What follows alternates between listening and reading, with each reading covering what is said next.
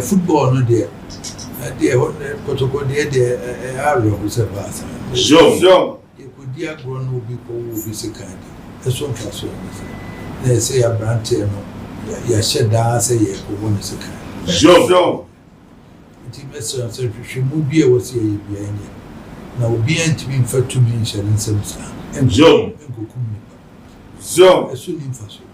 Joe. What training? It's a dear much. The Timra was a married man that said Pierre fast one and by a interested the bear. A betty any permanent so won't me yet. Oh, my umbrella. Joe. Football will be corner for Jina. What is a kind one? Never pin that yet. Tiniban pro war weapon the young who is out and ready. Was he? Oh, Joe. Kofi one year pro. I was here chin and anything. Bianca says, see, studio says, see about to work on Nipa. Joe. Football so now with the PA. A child be by no agreement, but we are calling him a man, Mariam. Joe. Be a breakfast be a mere catacata, so and call from near the Yanchunia, Cronia Musa, the Dientina, or Koyasa. Joe. Never running in it. Now, it is a Jamus up a bay. Nice GA. You obviously, sometimes and you may be on Nasibian Becan. Yes, me pay Casa and Abisa. There was a machine maybe I see you see anything. Minim said, mention what must say. And Cheviana would demand a video say, Asante and Tom Kwani and the Samuel man. Am I be the Gamma? You can't want to be a passion, yes. There was a passion, essence or say, a passion. Now, Yema Ubia who cried, it was not at the Ebacoa. When it's all Caribbean, Oko Caribbean, Crodo or Caribbean. Push Asante be any woman be. And I'm the picture I that to me chain or Hasia Ocean. Sabe pepe me bon creature me we have the show video bi. One evidence a chesa Asante e konkuden e boa ma Caribbeans no de won na yenko hwesa video. Anase yentie enkurato so. One Jamaica 30 to 40% Asante ancestry. Barbados 20 to 30% Asante ancestry. Trinidad and Tobago 15 to 25% Asante ancestry. Guyana 15 to 20%. Suriname 15%. Saint Lucia also 15%. Saint Vincent and Grenadines and also 12%. Siasemi 12%. And Grenada so 10%. Bermuda any Antigua 8%. And Dominica also 8%. And St. Kitts and Nevis also 7%. Bahamas 6%. Belize also 5%. And to Asante DNA history 13 Caribbean countries ni na Asante DNA. What's you say?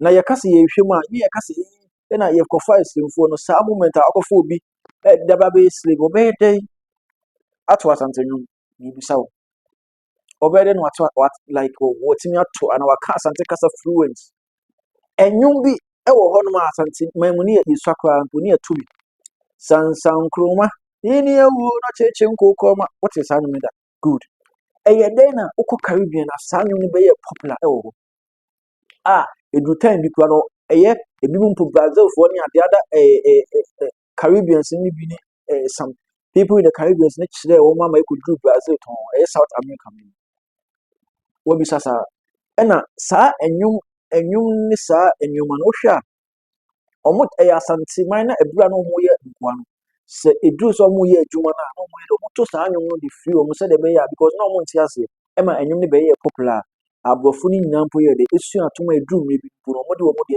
ehihye si sa enyum Sakroma nine o chichi kukumba Sakroma nine o kukumba Sakroma nine o chichi kukumba Asanke juma nine o kukumba chin Asanke juma abrofo na to sa enyum no so ahu said the Asante could do your motor sound in this home. Now, you could see a bro say with language, you could see on Sansa cromane na o que cocomba. Sansa cromane na o que cocomba. Sansa cromane na o que cocomba. Sansa cromane na o. Tava dormindo, Cangoma me chamou. Tava dormindo, Cangoma me chamou. Disse levanta povo, o cativeiro já acabou. Disse levanta povo, o cativeiro já acabou. Afi what you say. So when we be another will say Asante na na eto nko ade ko Caribbean. Asante so ko ekokun kudin e fight for a liberty e wo Caribbean. Nti we any ade a wo say what you say Asante edi na e wo e dos ti ase ni ba. Na mamen to answer me so from ebia amanfo bebre kan Asante any ebia esenti a Asante ni enchiremu ye ma wo ti ase. What must say? Aha, yenchiremu ye ma wo ti ase. Teacher kan tanka ebo yenchiremu ti man. Asante no kwan e fa so baaye edin no asante no ne nkyiremu no akoya mienu ne miansa emom ye ka bibia de sabia nyaado ye ode ne man asantehene ye ono gidie ena ye fa e de kasam obi fufuro beka bia ye mfa nyasam yeso menye aha na asante na se kire nyina ne se enoma mi edin mienu ena kabom ena de asante no ba esa ena nti na esa nti e ka esa chese eye baako asa eye dodo okay nti asa hodo bia ne chese asanti nti asa nti ena ma edine asante no e bae o ka asante no wan hwe na obi adwan ni se asase dance yo asa de ho asem na okay asa ye ka se sa ekon anase ntokwa okay enti asante no eye ekun enti esa enti ena ye nkabomu ye de aboye ho bai okay asante enti eye esenti enti yaka fa so na abedane asante no na eye esenti esa ye ade ekun baako na asa akun pi enti ye asa enti asante Aha, teacher kan tanka nchiremu de bae no. Na akuti na wo hwe Asante nchiremu a ye de ma amanfo bi esenti no. Ye ka se asa eye dodo. What you say? Sa baako asa bibiri nti asa nti enya asante a people don't get it well. If you say esa baako na asa bibiri sa pepe na etie ho. Nti bia unyanya nchimu na media ball sa pepe eneti. Na me to asem so a eye nka se me imagine se me nka ho asem. Me imagine se me nka ho asem but akwa abeto yi die Kofi Adomah situation no aye kese areho yi pa areho esan say epim say and I say if free say as me see epim me asat now do ma hene mo ni omo akeka ho omo nti obi anka enye fine na ye say so di atem me die me nsusu ye mu ne say do ma ye Kofi Adomah woni ene ne ho kani na mesre mo say mo pa mo call report to asem ma police na on the nipa ko yes ade aban enemy because yentimi be fura wani na afedie yensa entina be edi watem me de sa na me huru o de yentie magraheb nchechirimu a o de ba yentie kakra mi fa camera no ekura na Kwafie no de record no ne glass ne kura ye ne lens no ni nyina shata papai ho no na Dr. Ofori na nkasa kura te shock because camera ne lens no glass hard glass no mo de ye na se ne kura na ade na timi papai ni sia na ne imagine ni pani a eye soft and sensitive. So if you ask me say na Kwafie what to say, I can't really answer. No one can. except him alone. Dr. Ford time or by, how would describe the state of Kwafie, it was scary. He was not mincing words and he was not softening any blows and any penny or multiple layers. First layer and the equate me as yaba, and then to throw no room at it. Second layer and as was penetrating and on what it am a beer room. Did any say no, just say a quaku crony and so a see and yes, sir. Just how one doctor named Casano. Now, who am Sana, I had no dear and him dear call hospital. The concern was say, where do you say, remember you post to online. Nasa mouthful who 10 year coswa. One shall no matter draw comparison between Doma. You can finish that statement. But to Asantehene credit, on a driver brought Kofi to the hospital, or bar hospital, or not for over an hour. And son or more be about replacing because that day no Jumadi or festival. No. And that alone now or or drive on the bar hospital 10 hours for 1 hour. No. Was and still is more than your Domahine and Kasa. I for Kofi up to this point. On a even way personal level. As same we see on a floor catch was an ana. In this encadi we and see what Doman and Kisi will be a what say no Kabe who be. Or friend or catcher is an many fra. Was a Kofi men Kasasa. Be a friend on Bay Alpha be seen ne. One friend.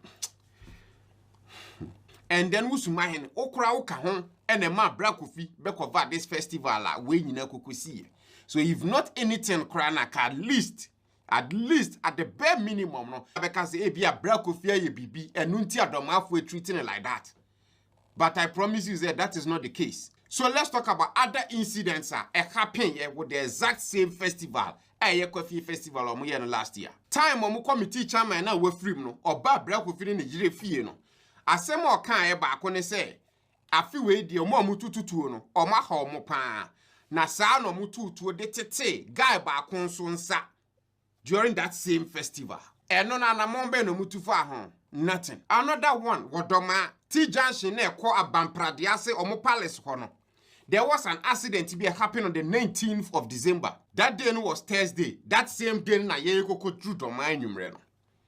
Sa accident no 3 guys are now mabakromo to cover the festival and project Kwafie festival Domahene ne keka ho nyina. They had to go and get a tent. Send ye be ya o betimi abo mo tent a o be wase no mo ye adwuma ye so mo ye because so mo bae no tent was allocated for anybody.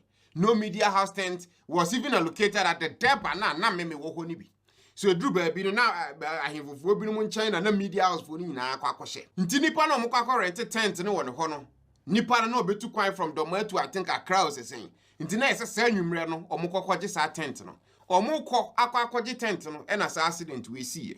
We hear the pictures and videos of this incident na abusia it's crazy. Ka enimu nyina mo atete style bia bi nipa miensa na e wosa ka num baba ko mema mienu ba no yese ne hwene ebugum nti na yese omo transfer no from Doma to Brekum. 2 guys aka ba ko de yese opra kakra bi on de na nyeden. But the third guy oka ho your friend is set. This guy right here. Abusia guy no the frontal collision incident in no. Just I was so guy to the level say for about 2 weeks na guy ntimi ntena ase. Morning to evening or the Hong Kong ntimi sore ntena ne to so. Charlie. And it's not like say mpanimfo e wodoma hu ana omante. They knew everything, they saw everything. Footages were sent to them. Nothing was done. Nothing. I said on the 19th of December. Yeah, Meka ina condemn. So the one I say Kofi Adomah so dey ade. You will be on more and from he doesn't care. And one concern so NGT. I think say people are saying say what's an NGT so a baby size as well and you can sometimes you say to her and I who could do mechino or my dream power more farm or but not social media no more say do at him to Kofi Adomah fi Brekum o ye Asante me obey what your bonding oh okay if I don't ebusia feel free let's share what our comment section be share comment section what you say I'm heading and mesro subscribe and share so the be me drop video bia obi a nya notification bell no so ma. But I saw hwɛ bi makra.